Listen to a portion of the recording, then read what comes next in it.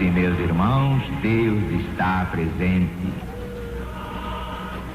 Jesus está chamando para o conhecimento da verdade e a salvação do Brasil. O ciclo está se fechando. Jesus está voltando, mas agora não é para ser crucificado, não.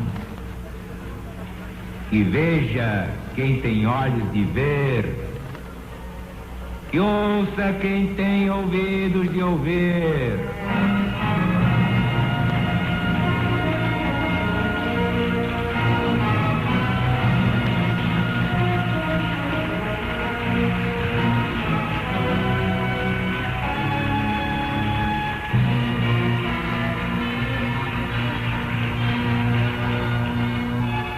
Damos prosseguimento ao Evangelho unificado e complementado pelos Atos dos Apóstolos. Temos, portanto, os 3 evangelhos sinóticos, Mateus, Marcos e Lucas, mais o de João e a obra magnífica do extraordinário secretário do apóstolo São Paulo.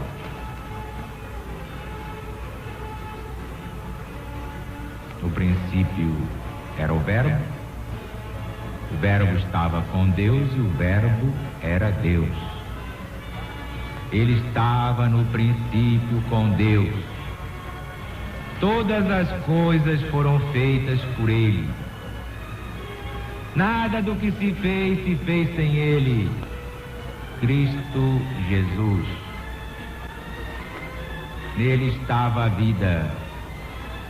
E a vida era a luz dos homens. A luz brilha nas trevas e por isso as trevas não a venceram. Ora, houve um homem mandado por Deus que se chamava João.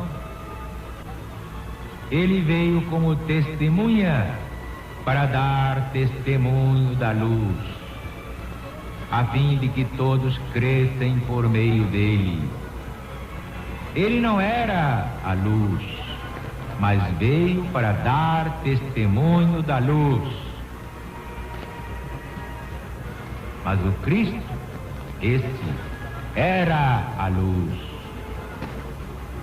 luz verdadeira que ilumina todo homem que vem a este mundo. Ele estava no mundo, o mundo foi feito por ele, e entretanto o mundo não o recebeu. O Cristo veio ao que era dele, e os seus não o conheceram. Mas a todos aqueles que o aceitaram, aqueles que creem no seu nome, deu ele o direito de se tornarem filhos de Deus. Porque esses não nasceram do sangue, nem da vontade da carne, nem do desejo do homem, mas sim de Deus.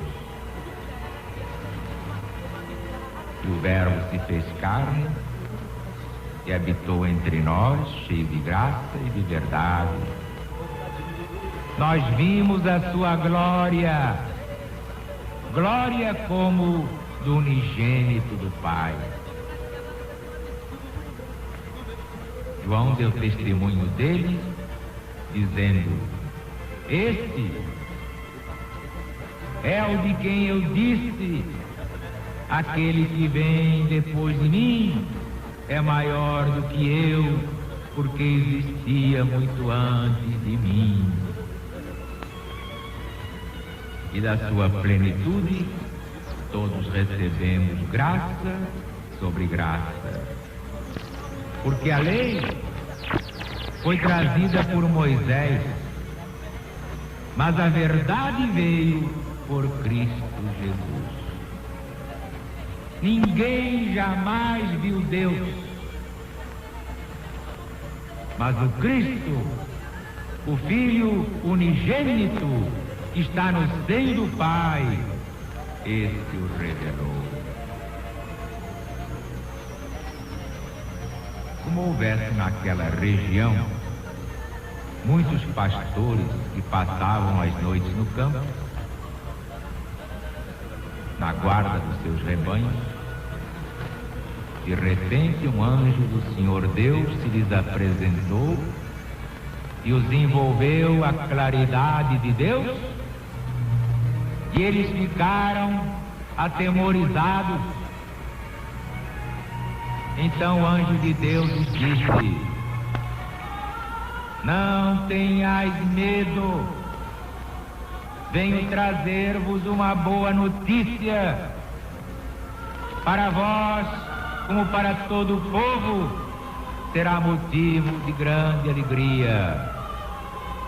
É que hoje, na cidade de Davi, vos nasceu um Salvador, que é o Cristo Senhor.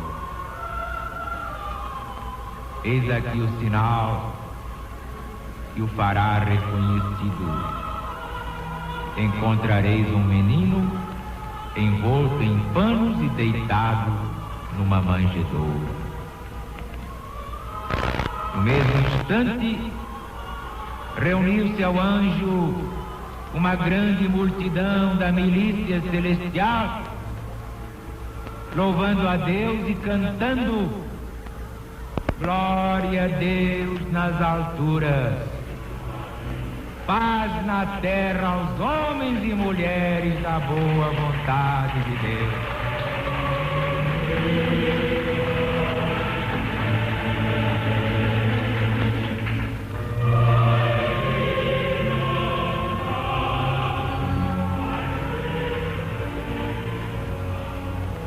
Honra seja feita. Esta é a tradução do Padre Matos Soares.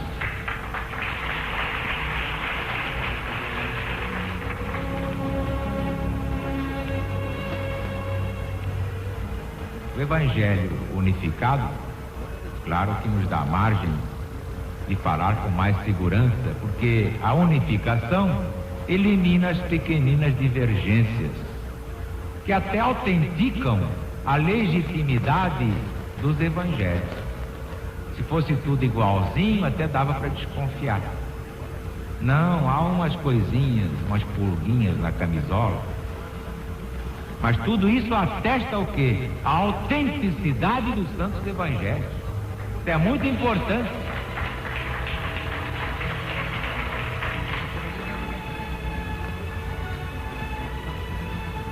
Nós temos aqui como é que Jesus se utiliza dos precursores, uma espécie assim de abre caminho. Quando Jesus estava para vir a este plano, mandou o seu grande precursor João, o Batista, quer dizer, tomou esse nome porque batizava no Rio Jordão. Batista porque era batizador.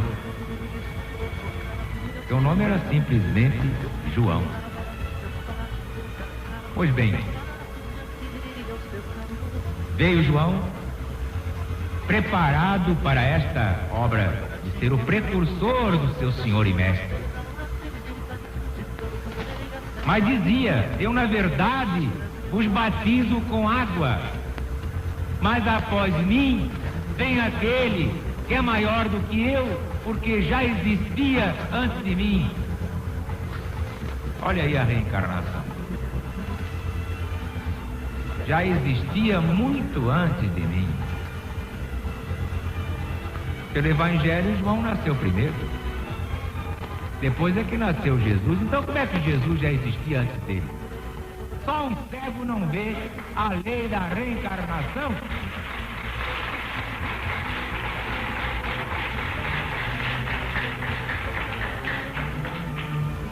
Mas quem tem olhos de ver percebe logo a clareza da pregação do irmão Zaru. Pois se João Batista nasceu primeiro, Como é que ia dizer que Jesus já existia antes dele, se houvesse uma vida só? Então João Batista era uma besta. Não era o maior dos nascidos de ventre de mulher. Mas é que João conhecia a reencarnação. E agora, vou lhes contar um segredinho que fica entre nós, hein? Só entre nós e o microfone. Foram perguntar a João Batista se ele era a reencarnação de Elias. E ele, sendo a reencarnação de Elias, disse que não era. Olha só que coisa engraçada.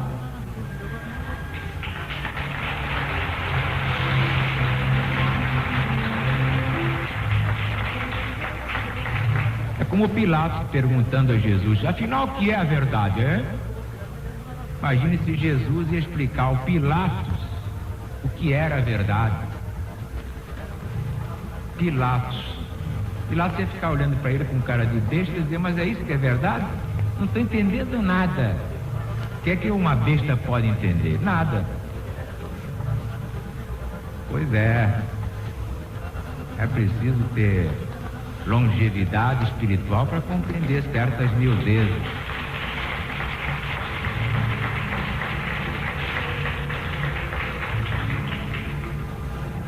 E na verdade, naquele tempo, o pessoal já acreditava na reencarnação, mas de uma forma imperfeita, com o nome de ressurreição.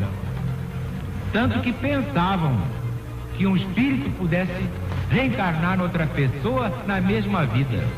Como outro dia disseram aí de um cantor, é a reencarnação de Francisco Alves. Como é que Francisco Alves pode reencarnar num homem que já existia no tempo dele? Sai dessa! Não tem saída!